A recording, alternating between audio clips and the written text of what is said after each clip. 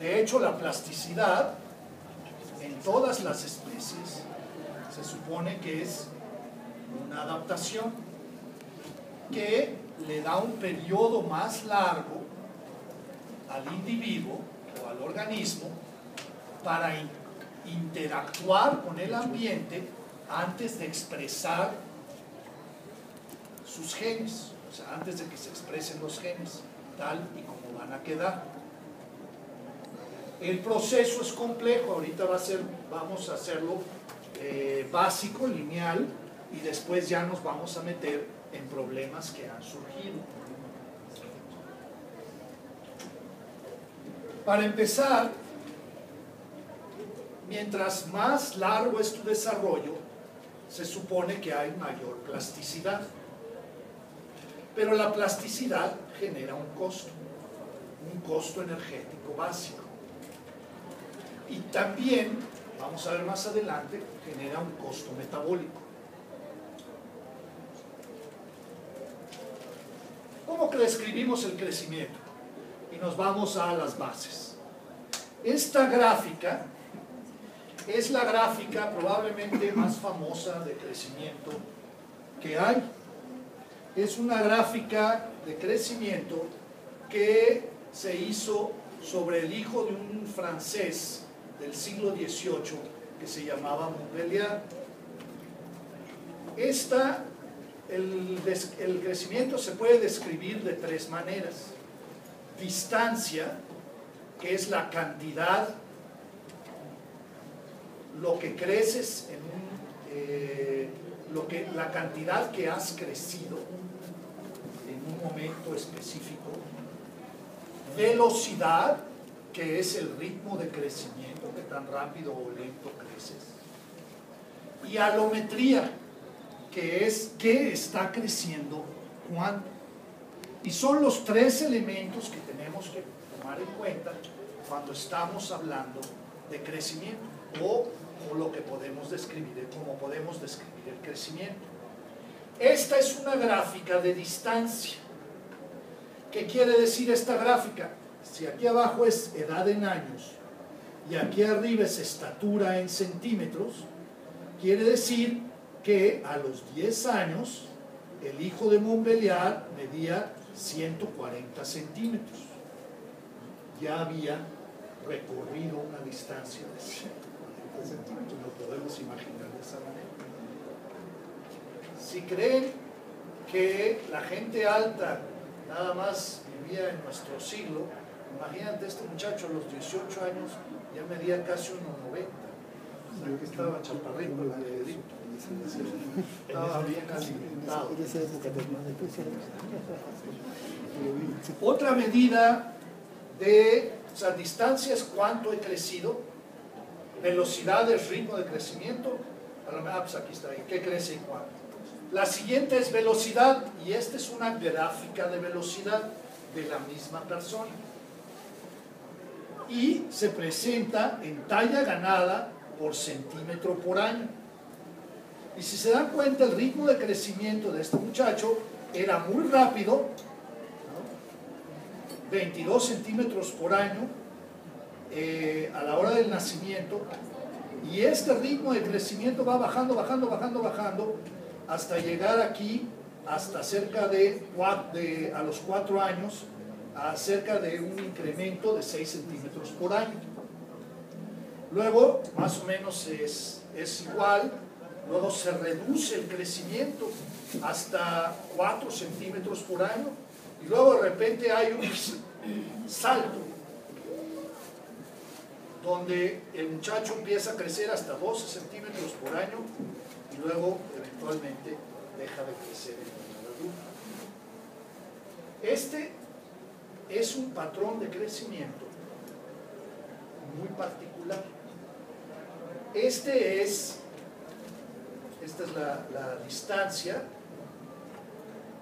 en el ser humano, y esta es la velocidad de crecimiento en el ser humano.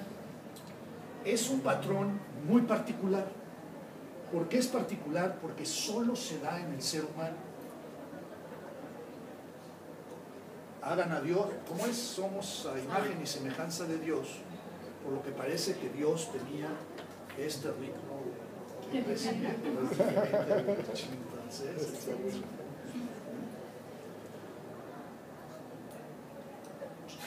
¿En qué somos diferentes a los otros primates? Básicamente, los otros primates no tienen este periodo donde el ritmo de crecimiento deja de desacelerarse y se mantiene a un ritmo bajo. Generalmente, en los otros primates, el ritmo es desaceleración, desaceleración, desaceleración, hasta que, y otros mamíferos, hasta que ya dejas de crecer.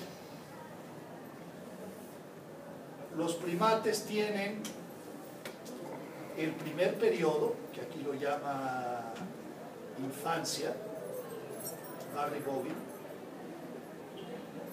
y después de la infancia sigue el periodo juvenil. Pero ningún primate tiene este periodo que es la niñez. Entonces nosotros tenemos un momento extra, un periodo extra de socialización como niños.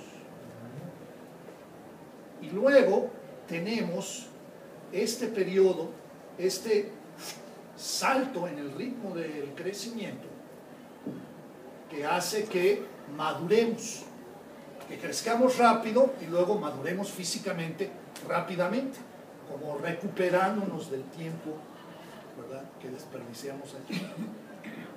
Y luego ya dejamos de crecer. ¿Por qué?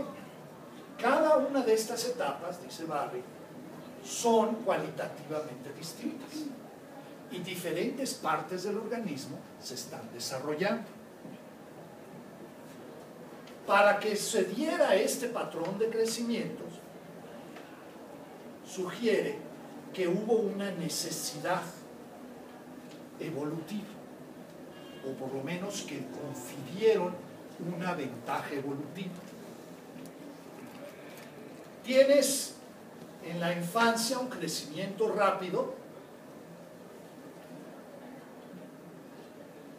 Aquí tenemos las etapas de crecimiento: son la vida prenatal de 9 meses, la vida neonatal, la infancia hasta los 36 meses, luego la niñez de los 3 a los 7 años, la etapa juvenil de los 7 a los 10 años, la pubertad, que es cuando empieza el crecimiento, luego él genera un periodo que le llama adolescencia. Pero muchos de ustedes me dirán, pues la adolescencia solo existe en Estados Unidos, es una cosa cultural, no física. Y yo estaría de acuerdo, pero él indica que hay un periodo de madurez donde pues eres un adulto joven, y luego ya cuando llegas a los 20 años pues ya eres adulto completamente, ya maduro, y tienes una mayor capacidad. ¿Y esto es para todos los seres humanos? Para todos los seres humanos. Profesor, pero esa definición de senectud está muy dirigida al caso femenino, de menopausia a muerte, y en el varón. Pues está la andropausia. Pues quién sabe si eso existe. Claro que sí. No, sí existe. Sí existe. Es que no hay un medidor biológico en el caso de la mujer y de la regla y del hombre. También hay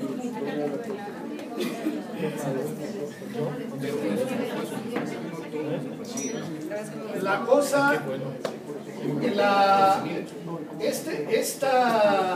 este cambio es muy marcado en el caso de la mujer. O sea, existe un evento en el que pasas de una mujer en edad reproductiva, desde los 16, 15, 11, 13 años, según, hasta los 50 años, que dejas de menstruar y ya pasas a otra etapa. Esto no es tan evidente en el hombre.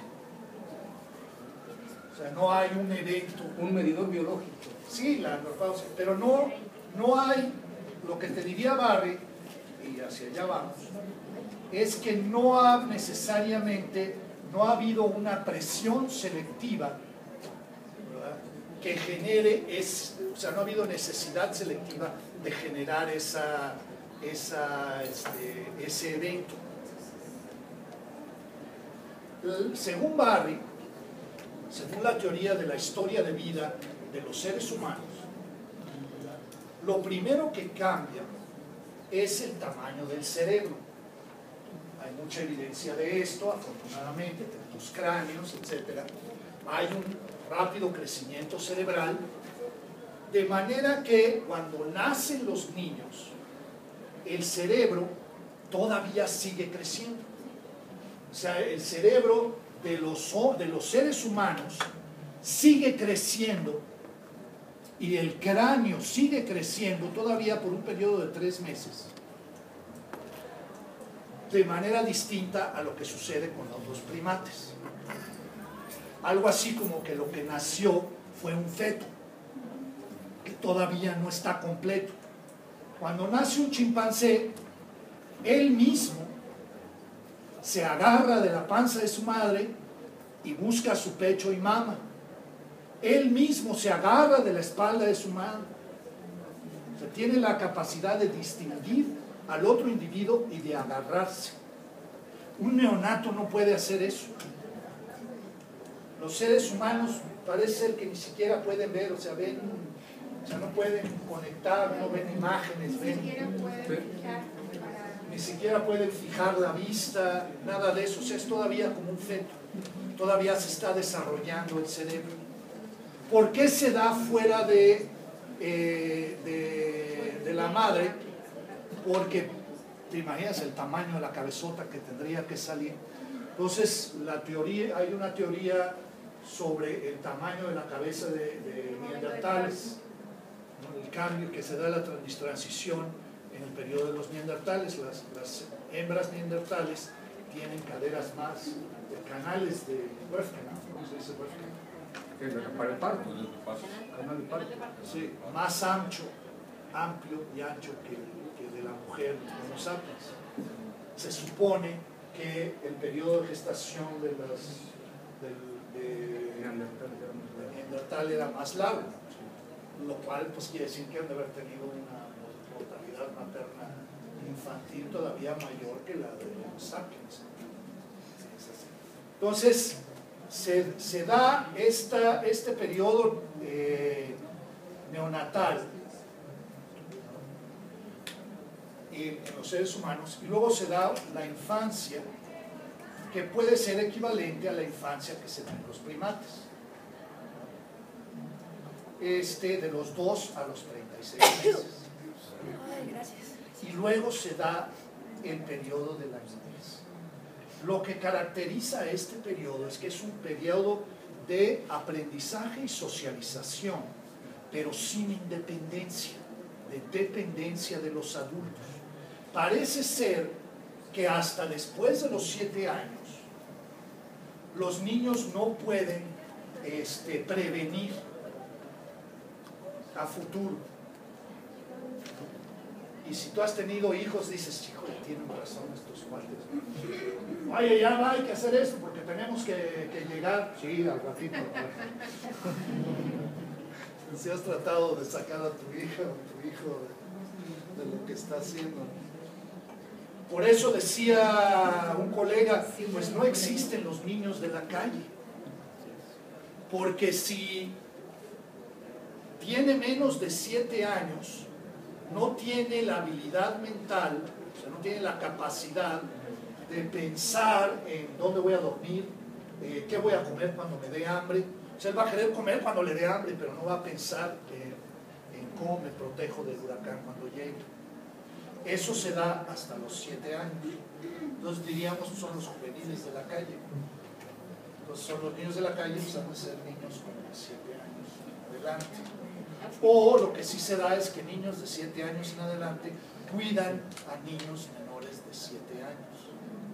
Entonces tenemos un periodo aquí, como seres humanos, que extiende nuestro aprendizaje, nuestro periodo de aprendizaje 1, pero yo creo, y Barry no es suficientemente enfático en esto, que es el periodo en el que se cimentan las relaciones sociales que nos van a servir para el resto de nuestras vidas, donde se crean los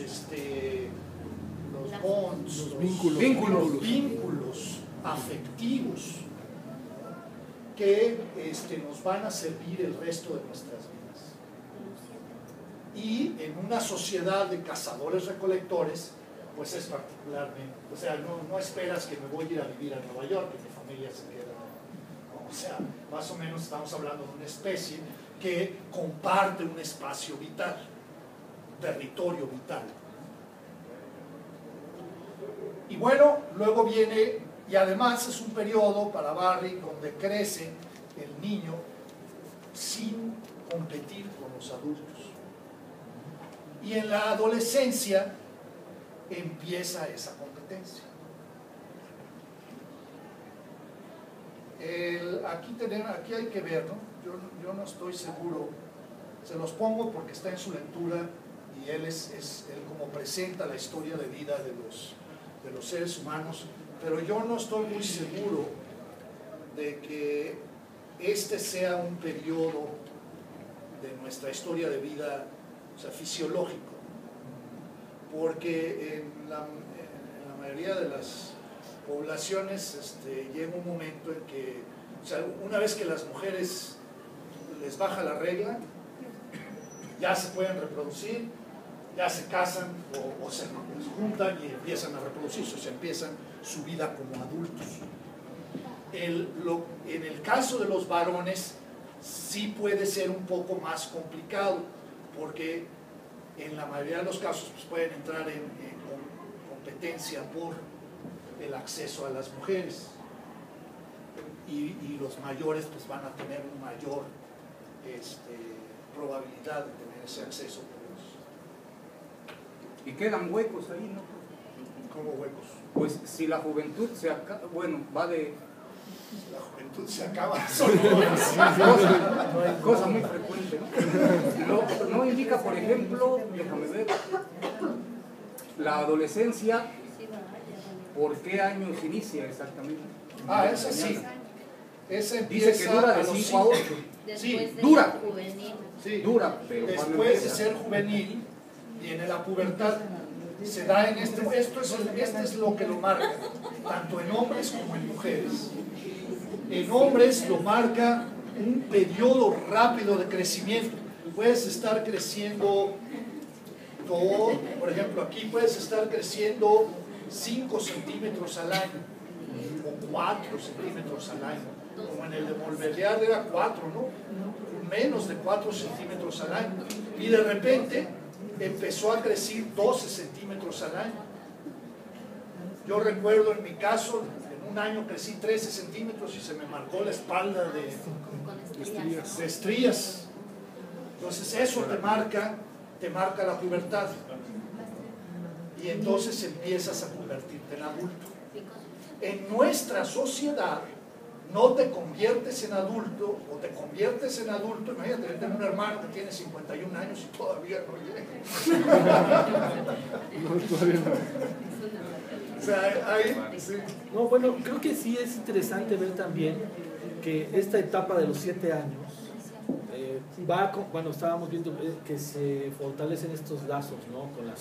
de sociabilidad, pero también va acompañada de un periodo pequeño de aceleración del crecimiento y del intercambio de dientes, ¿no? O sea, y en esta curva quizá no se ve, pero en la anterior de Montpellier sí se ve ese pequeño lomito, ¿no? Sí. Entre los 6, 8 años, que sería más o menos también cuando hay el intercambio de dientes, ¿no?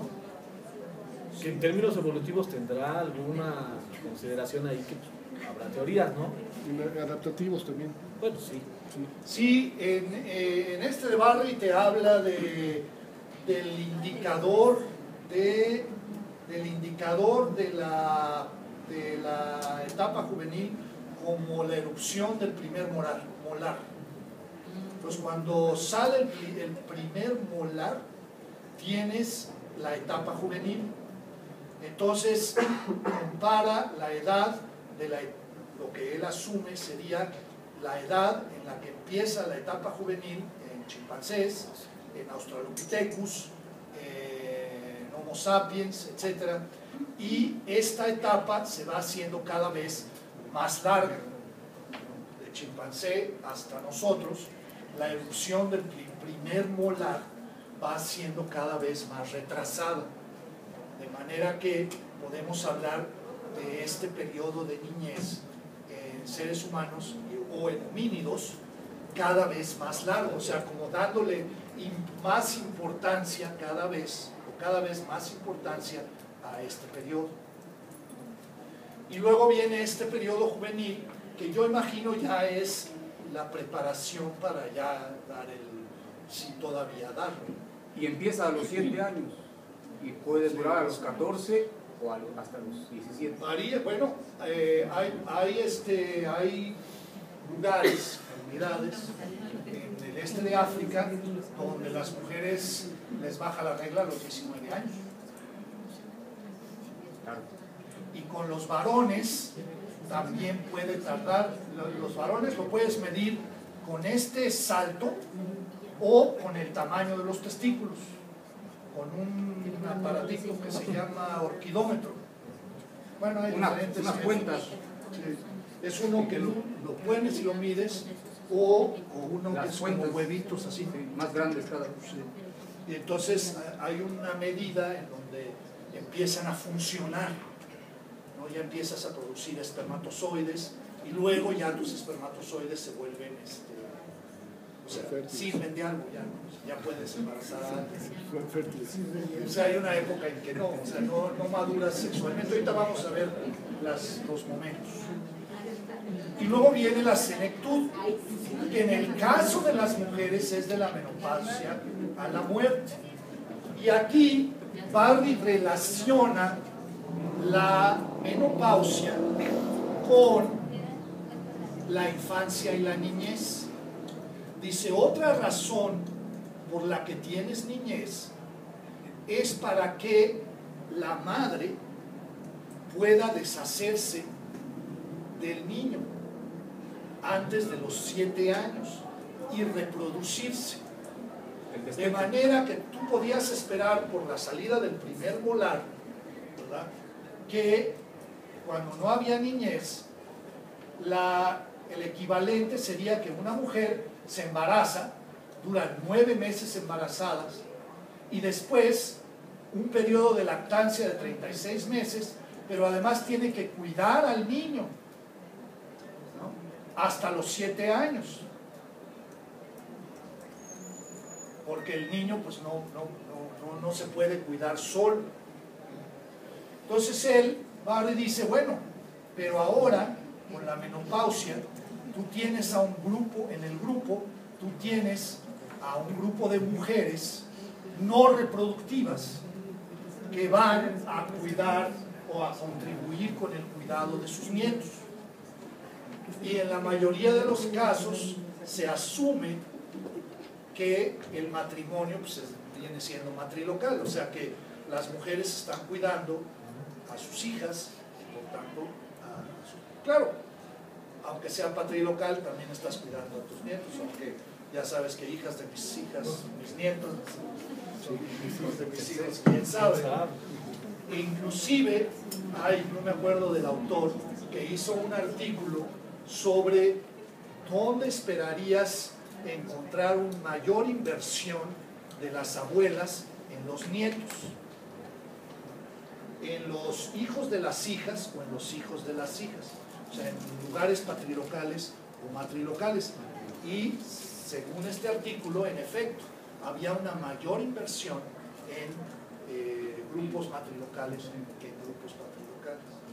Y ojalá me acordara para decirles la referencia, pero eso de que lo guardas detrás de la mente, pero no lo registras. Pero bueno, no me lo crean, googleenlo y a lo mejor si funciona, no les puedo dar la referencia. Pero en fin, esta es la idea de que así es como se termina dando nuestra historia de vida, nuestra historia de vida completa, desde el nacimiento, desde la gestación hasta la muerte. Y en cada etapa, ¿verdad?, hay una función. Primero, crecimiento, aprendizaje, vínculo, formación de vínculos, crecimiento rápido y reproducción. Y luego aquí, pues, el cuidado o el ayudo al cuidado de tus hijas, ¿no? O sea, que es, en cierto sentido, prolongar el cuidado. Hay una crítica a esta hipótesis, porque esta, pues, tuvo mucho éxito en los Estados Unidos, le llaman The Grandmother Hypothesis, o la hipótesis de los abuelitos. ¿Por qué? Porque en Estados Unidos hay muchos abuelitos y los hijos no quieren ir a la casa de los abuelitos. Ay, tenemos que ir a la casa de tus papás. Entonces, y hay, o sea, tuvo mucha acogida. Y han habido críticas porque se ha encontrado que en muchas, que en algunas constelaciones, o sea, en algunas formas culturales, organizaciones culturales, los niños que crecen con sus abuelitos tienen un mayor nivel de estrés. Entonces, pues nada es perfecto, ninguna explicación es perfecta. Claro que también en familias extensas, donde están también los abuelitos, también hay menos estrés en los niños que en familias nucleares. Entonces, el contexto cultural es parte del ecosistema, del sistema socioambiental, y por tanto va a variar la respuesta de estrés de los niños involucrados. Entonces, pues no es a prueba de balas la teoría. Y este autor es antropólogo, médico, biólogo. Barry Bogan es antropólogo. El artículo de la evolución del ciclo de vida humano está en las lecturas que les di. Es antropólogo físico. Estudia biología humana. O sea, no se especializa en fósiles, sino en biología humana. Ahorita trabaja mayas de Yucatán, antes trabajó con mayas de Guatemala. Pero es de estas personas que escriben mucho, que son muy creativos, ¿no? Trabajaba en Michigan, ahora está en Inglaterra.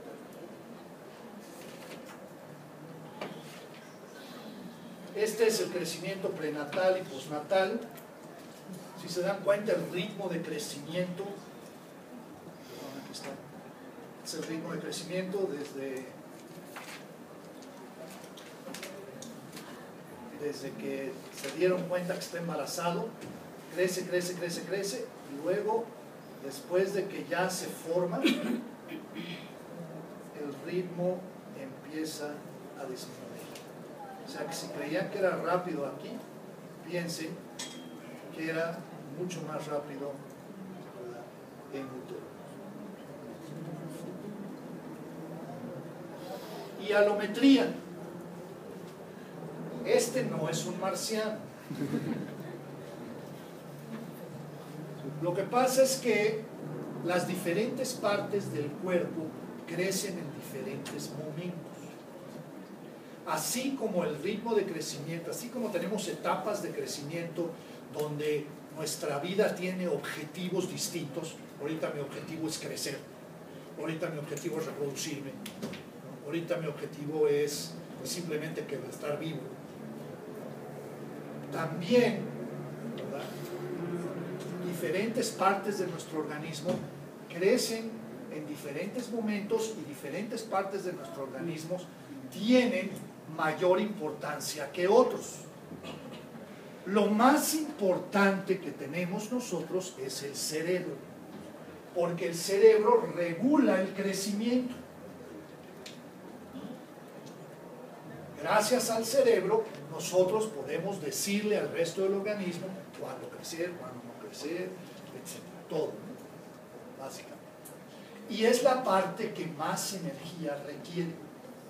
Nuestro cerebro es la parte más del metabolismo basal, la parte que más consume energía es el cerebro, tanto para formarse como para mantenerse.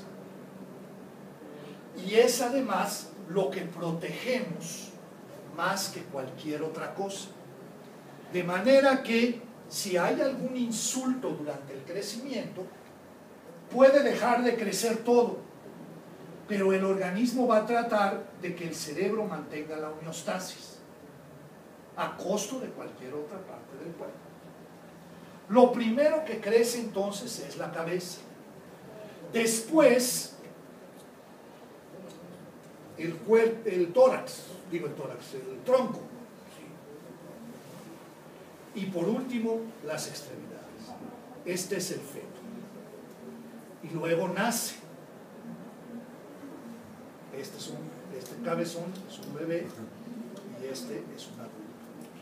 Y le pregunta Miguelito a Manolito, ¿y de dónde crecemos? ¿Del ombligo para abajo o del ombligo para arriba? ¿Ustedes qué dicen? Primero, del ombligo para arriba, de arriba del ombligo, de la cabeza para abajo, pues. En el proceso vital, pues la cabeza, el tronco y las extremidades. Pues mira dónde está el ombligo, y conforme vamos creciendo, ahora el ombligo está hasta acá, crecemos del ombligo para abajo. ¿Por qué? Porque lo último que crece son las extremidades. Ya no es que este sea menos, lo que pasa es que la cabeza es del mismo tamaño, pero proporcionalmente ocupa una menor proporción del organismo total. Primero la cabeza, después el tronco y por último las extremidades. Es lo último que crece. Y por tanto es lo que está expuesto un mayor tiempo. Esto es alometría y aquí tenemos los diferentes sistemas A, B, C y D. Es como álgebra. El sistema linfático.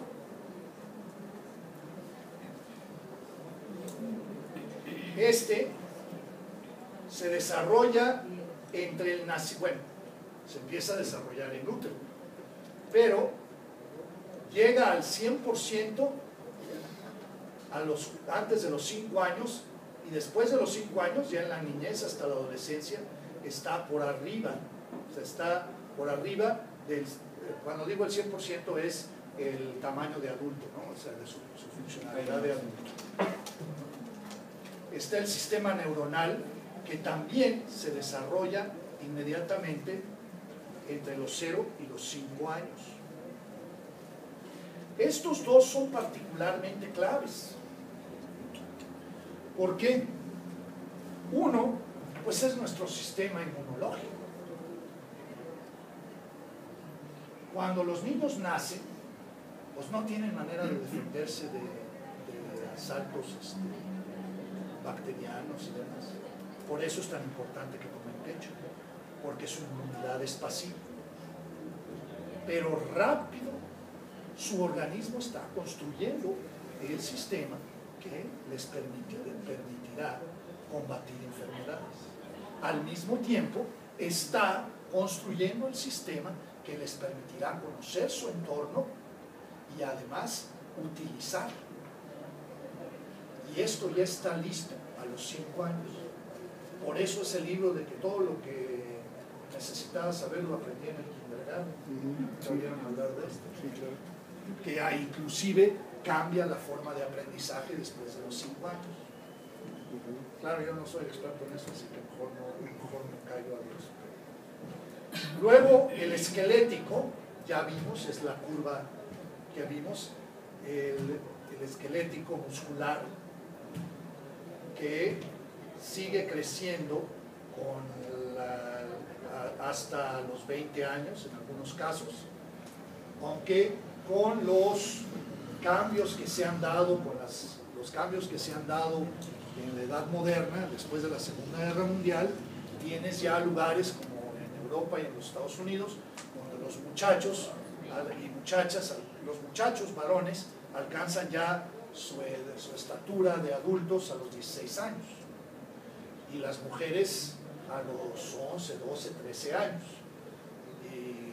Antes, pues la gente, estos chavos crecían pues, hasta los 20, inclusive 22 años. Decía mi tío, que todos crecimos mucho más alto que mi tío abuelo, ¿verdad? Decía, es que ustedes muchachos de ahora no tienen nada que hacer, crecen arriba y a lo pendejo. Y sí, la verdad, yo recuerdo la generación de mi abuela, todos eran así chaparritos. Pero bueno, ese era mi tío Kelo. Y bueno, ahí vamos al genital, tanto en hombres como en mujeres, ¿verdad? Este es en mujeres, es la edad a la menarca, y después de la menarca madura la matriz. O sea, no porque sangra la mujer ya está lista para reproducirse, no necesariamente es fértil después de la primera menarca. Y no porque se puede embarazar, ¿verdad?, se debe embarazar, o sea, va a tener éxito el embarazo, porque una matriz inmadura, ¿verdad?, tiene un mayor riesgo de perder el producto o de tener un producto dañado, ¿no? O sea, no sé si es dañado, correcto, sí, dañado. O sea, tener un hijo con algún no viable. O viable, pero pues con síndrome de Down, una cosa así.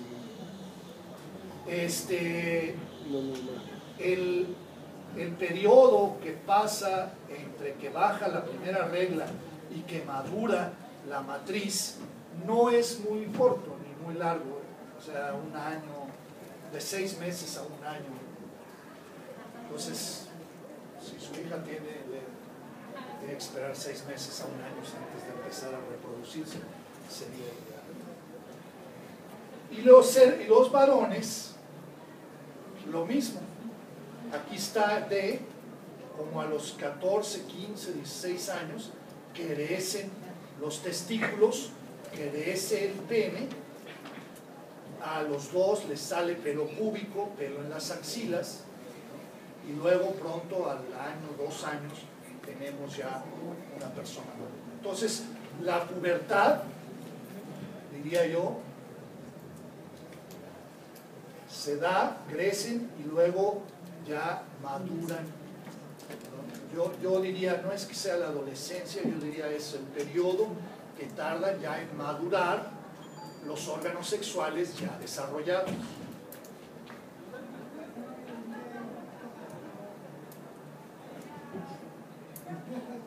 Y bueno, llega el fin del crecimiento a los 20 años. Este es diagrama de un hueso largo. El crecimiento se da porque en las orillas el cartílago se va depositando y esto es hueso, sínfisis. La parte de las orillas del hueso se va separando y luego este cartílago se va convirtiendo en hueso. Este va separando y esto se va convirtiendo en hueso, y así va creciendo. Hasta que llega un momento en que ya no se deposita más cartílago. O sea, estos ya se van convirtiendo en hueso. Ya no se deposita más cartílago y entonces se cierran las epífisis. Son las epífisis. Se cierran. Y ya dejamos de crecer, se acaba el crecimiento. Existe variación en el crecimiento. Las causas de esta variación son, uno, dimorfismo sexual, que es mayormente genética, aunque ya vimos que tanto hombres como mujeres responden de manera distinta a los mismos estímulos ambientales y eso se puede ver reflejado en las diferencias en el crecimiento. Errores metabólicos, mayormente genéticos, variación poblacional, que puede ser genética o puede ser ambiental. Aquí tenemos un ejemplo de dimorfismo sexual en el desarrollo. ¿Qué es lo que ha sucedido con las mujeres? Los hombres y las mujeres crecen pues más o menos igual, del mismo tamaño, pero llega un momento en que las mujeres son más altas que los hombres. ¿Por qué? Porque su maduración comienza primero, empieza antes. Según Barre, esto reduce el periodo de vulnerabilidad de la mujer, es el periodo en el que está creciendo, y acelera además la edad a la que la mujer puede tener hijos, y por tanto se puede reproducir más, o puede reproducirse más joven. El varón tarda más en madurar. ¿Esto por qué? Porque él tiene que entrar en competencia para poder tener acceso a las mujeres para reproducirse.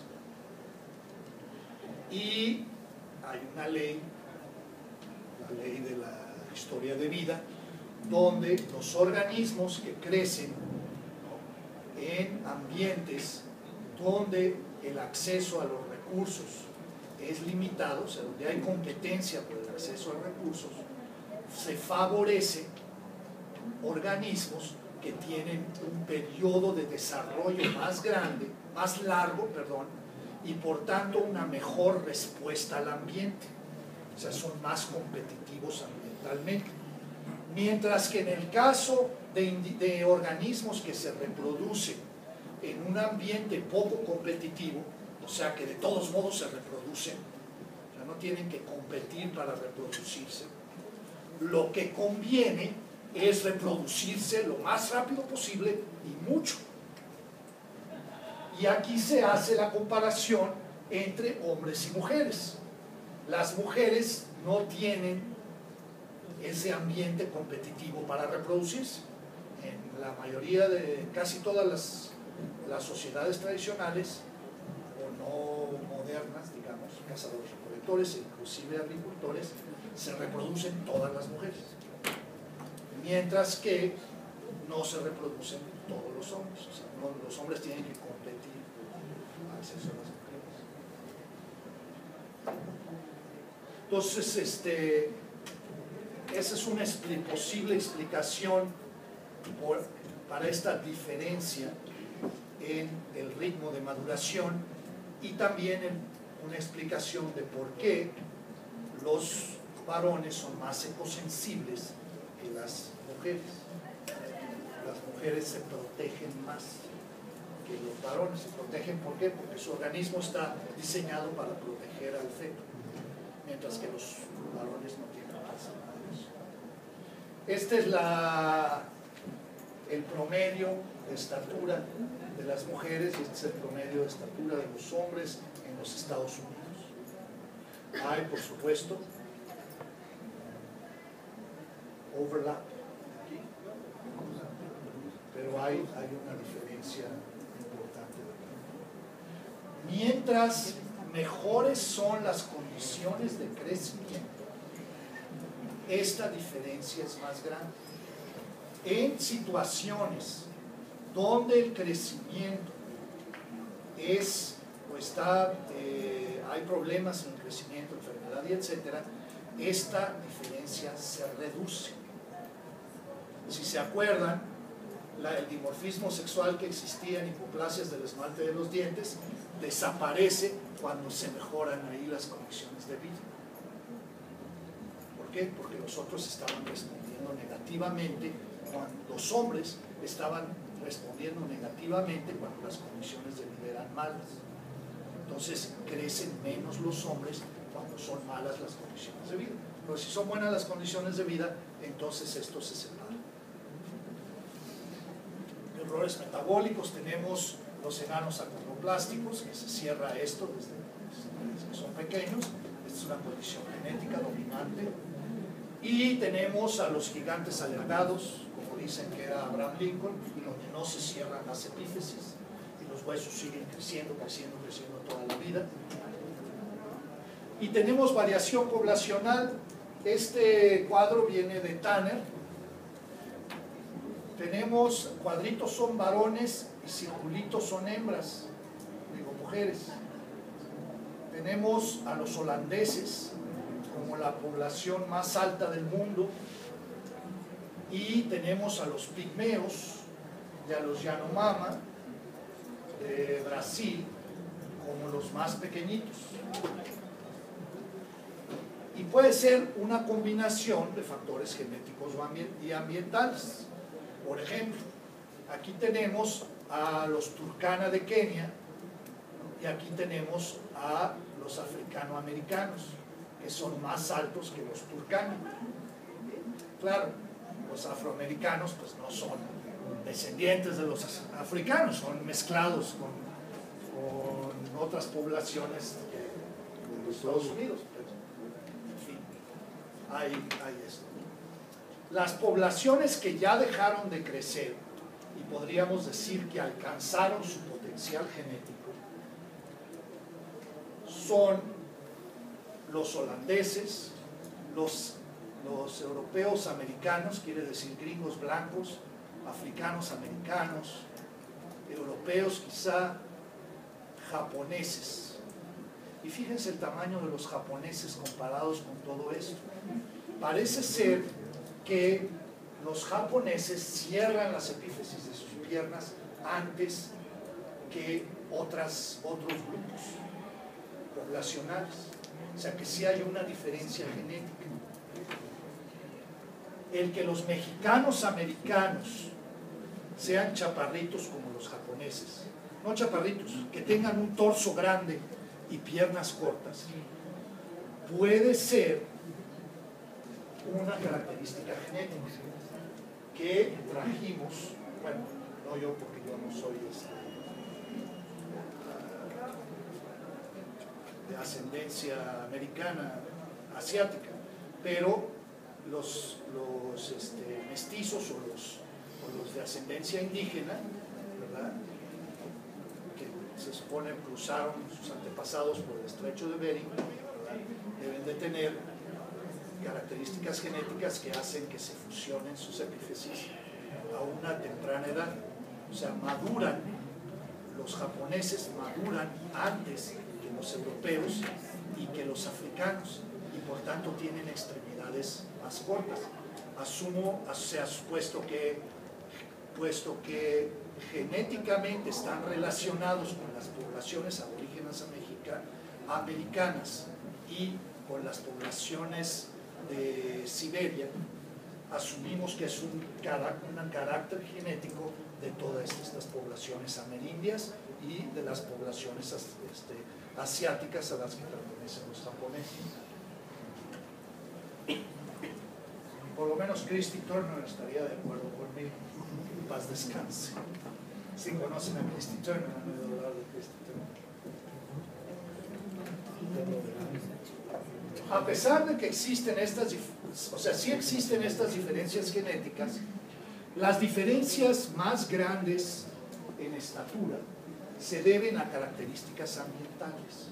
Aquí tenemos comparaciones de nivel socioeconómico en los mismos países de personas con diferente nivel socioeconómico. Tenemos en Suecia a los de alto nivel socioeconómico son los oscuros y los claritos son los de bajo nivel socioeconómico, y no hay muchas diferencias. Ayer estábamos viendo, o antier, que a lo mejor que no todos los dominios adaptativos son útiles en todas las sociedades o en todos los sistemas socioambientales. Tienes que escogerlos. Si te vas a Suecia y decides que quieres comparar alguna cosa social utilizando adaptabilidad, pues no te conviene estudiar talla. ¿Por qué? Porque obviamente las características que afectan la talla en Suecia están bien cuidadas para todos. Pero eso no es el caso para Guatemala, Brasil, Kenia, China o México, donde hay diferencias significativas en talla de adulto, en edad de maduración entre las personas de alto nivel socioeconómico y las personas de bajo nivel socioeconómico. ¿Cómo se expresa esa diferencia?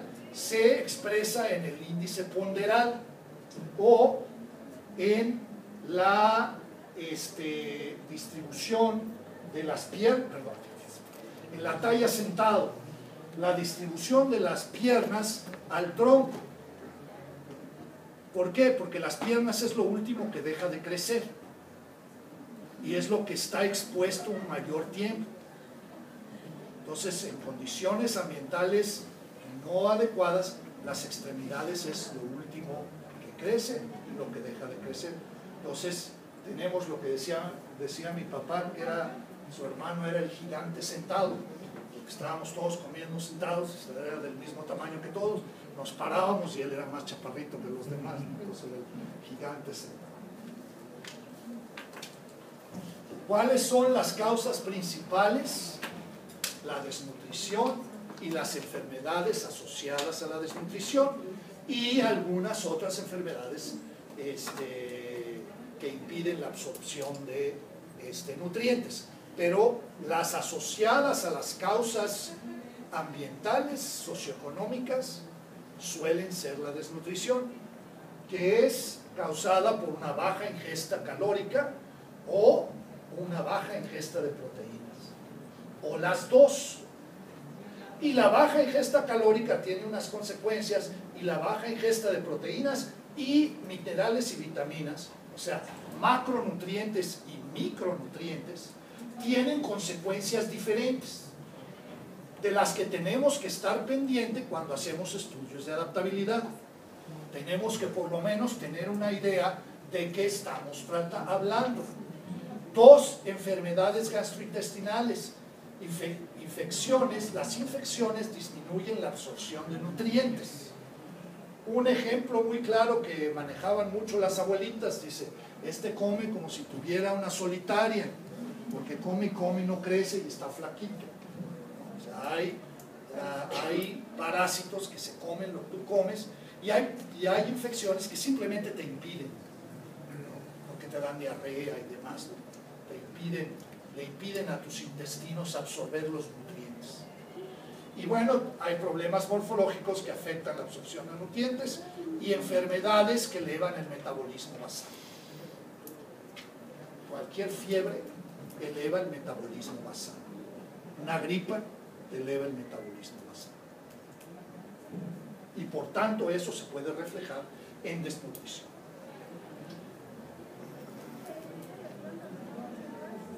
Una vez que pasan 2 años de vida, nosotros tenemos una cosa que se llama canalización del crecimiento. Es como si tuvieras una mesa, y en esa mesa hubiera canalitos, y tuvieras una canica, y entonces tú empiezas, los canalitos están aquí, y aquí está tu mesa, y aquí está tu canica. Esta mesa es tus